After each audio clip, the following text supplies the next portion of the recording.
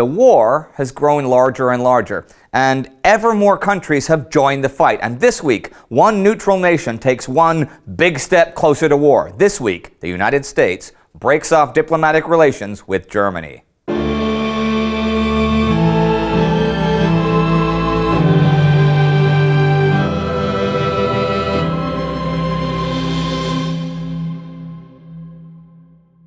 I'm Indy Nidell. Welcome to the Great War. Last week, Germany declared unrestricted submarine warfare, where any ship in the war zone is subject to being sunk on sight without warning. There was scattered small action on all the European fronts and more political turmoil in Russia as the foreign minister resigned. Let's jump right in with the big news of the week. On February 3rd, 1917, the United States of America severed diplomatic relations with Germany, and their respective ambassadors were recalled. This was an inevitable consequence of Germany reintroducing unrestricted submarine warfare, which violated the agreement reached after the sinking of the Sussex in 1915. Now, no shipping in the war zone is safe from sudden death. American President Woodrow Wilson told Congress that if American lives were taken, he would ask for the means to protect them. He also encouraged other neutrals to break off diplomatic ties with Germany.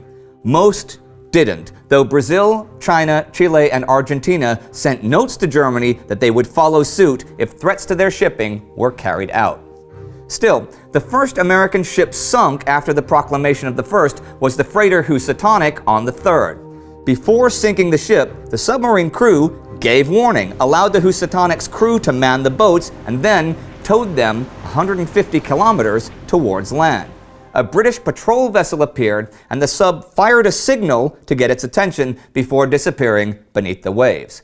Under the new rules, though, the Housatonic should have been sunk without warning. This might seem promising, but it turned out to be an act of grace extended toward a neutral ship that left its home port before unrestricted warfare went into effect.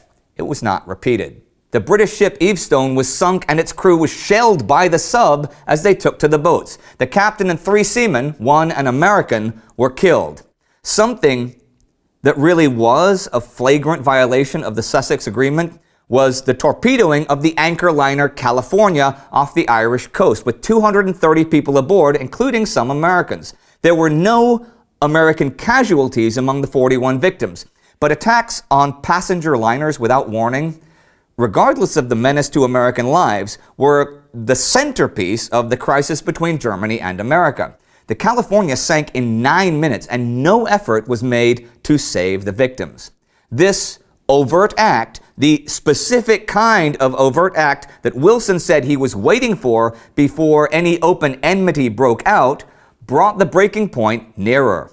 The Japanese Prince and the Mantola were sunk without warning, and though they were British steamers, there were 30 American cattlemen on the Japanese Prince, who were all rescued, and an American doctor on the Mantola, who also survived.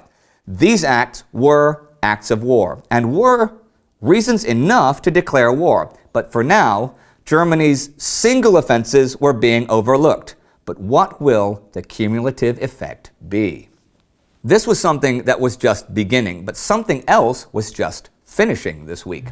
On the Libyan Front, perhaps the most forgotten front of the war, Ottoman-backed Senussi tribesmen had harassed the British forces in Egypt for over a year. But this week, a British expedition set out from Egypt to break the power of Said Ahmed, Senussi leader, and it came to a head at the Siwa Oasis. After an all-day battle, the Senussi were defeated. They evacuated by night and headed for Shiata, but British cavalry cut off their retreat by taking the Munasib Pass and forcing the tribesmen to disperse south into the waterless desert. The Senussi power in the western desert was now completely broken. But the British were having problems on another front that was just gearing up after the winter, the Macedonian Front. Now, east of Lake Doiran, the Bulgarian 9th Plaven Infantry Division had taken up defensive positions a couple of months ago. They were led by Major General Stefan Nerezov and Colonel Vladimir Vasov, who would soon be promoted to general and take command there. What Vasov, and indeed most of Bulgarian High Command, wanted was an all-out offensive towards Salonika that would drive the Allies out of Greece and close that front. The German High Command did not agree with this. They argued that this front needed to be kept open to divert Allied troops from the Western Front. This was understandable since the Allies were currently sending and would continue to send hundreds of thousands of men to Salonika. So, since there would be no huge offensive, Vasov decided to dig in and dig in properly. He requested that Germany supply building materials like concrete, and this the Germans were happy to do. What Vasov's men constructed over the winter and spring was perhaps the most impressive defense lines of the whole war. They included 2 new main positions with 2 rows of continuous trenches, those trenches being up to 2 meters deep and linked with communications passages. In front of these was a 2-line system of barbed wire. Behind them were concrete galleries that could be used as fire positions for artillery or ammunition platforms. In front of the main position, there were smaller fortifications, while secondary positions were 2 to 5 kilometers to the rear. The advanced positions were called zemliaks and were little hills connected by a single trench. They were lightly manned, but filled with machine guns. Their purpose was to halt an attacker's forward momentum and force him to get down long before he could reach the first trench line, leaving him vulnerable. Vasov also ordered concrete bunkers built, some as deep as 17 meters underground. These were large enough to hold the entire 9th Division's 34,000 men. The total amount of trenches was dozens of kilometers long, and Bulgarian historians say that it's larger than the amount of digging done for the Sofia Metro 90 years later. Vasov also set up farming communities behind the lines. They were fairly far back, but were looked after by the soldiers to bring in crops and livestock. This was because the supply system was so shaky, and having a nearby source of fresh food did wonders for the soldiers' morale. The British had no idea about all of this until this week on February 9th, when they attempted to storm Bulgarian positions. They did have small initial success, but the counterattack completely repulsed them. It also left them thinking about just what they would have to do to break the Bulgarian defenses. Interesting to see defenses on relatively new fronts being built up to match those of the long stalemate on the Western Front, where small attacks continued this week. On the 3rd, east of BEAUCOURT and north of the river ANCRE, the British advanced 500 meters in a front over a kilometer wide, taking 100 prisoners. The next day, in the same region, the British took 500 meters of trenches and 100 more prisoners. On the Italian front, there were similar skirmishes. On the 6th, there was intense artillery fighting in the Astico Valley.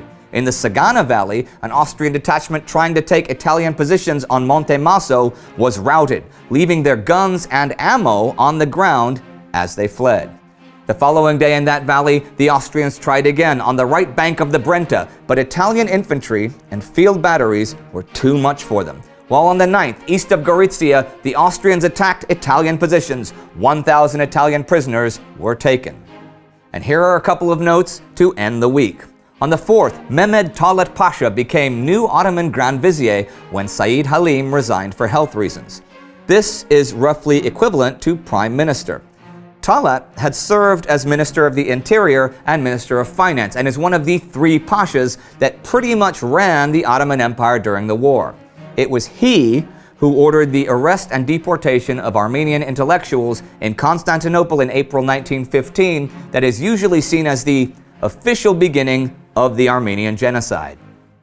And that was the week. The Senussi tribesmen broken in North Africa, the British running up against unexpectedly strong Bulgarian fortifications in Macedonia, some small skirmishing in Italy and the West, and a new Ottoman prime minister, and the US breaking off diplomatic relations with Germany, and Germany sinking vessels with neutral American civilians aboard. So what would follow? It seems there are 3 choices for the United States. Do nothing and let your people be killed, which was unacceptable. Stop shipping, stop trade, including the lucrative trade with the Entente powers, and limit the rights of your people to travel the seas, which was what much of Congress actually considered, but Wilson rejected, so it was also unacceptable. Or go to war and fight back.